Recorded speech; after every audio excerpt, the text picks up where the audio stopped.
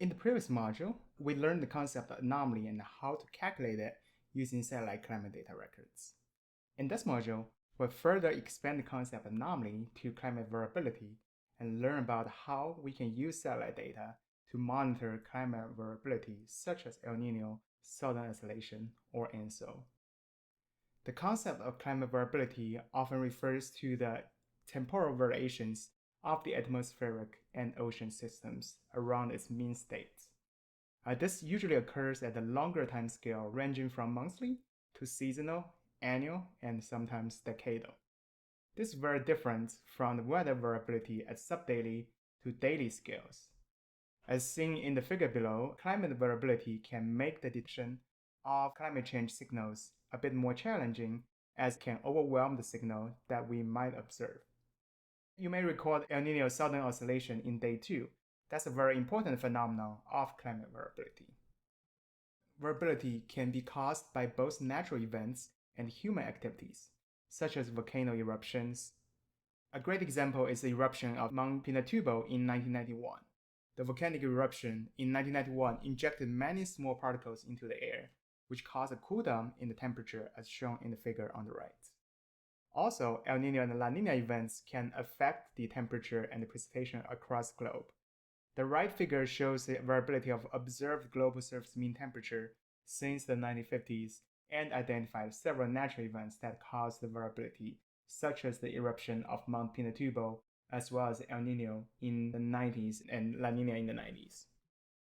As introduced in day 2, El Nino and La Nina are the warm and cool phase of a semi-regularly recurring climate pattern across tropical Pacific, called El Niño-Southern Oscillation, or ENSO for short. The image on the left shows an example of two major events, El Nino in the 1997 and La Nina in 1988. And this is a sea surface temperature anomaly from NOAA OISST datasets.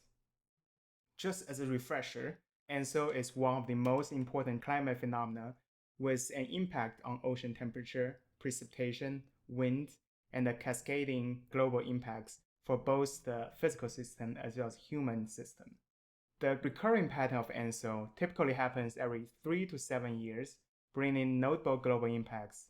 Starting from late 2022, scientists are observing a shift from the La Nina condition, the cool phase of ENSO, to the neutral phase and then leaning towards El Nino condition in 2023.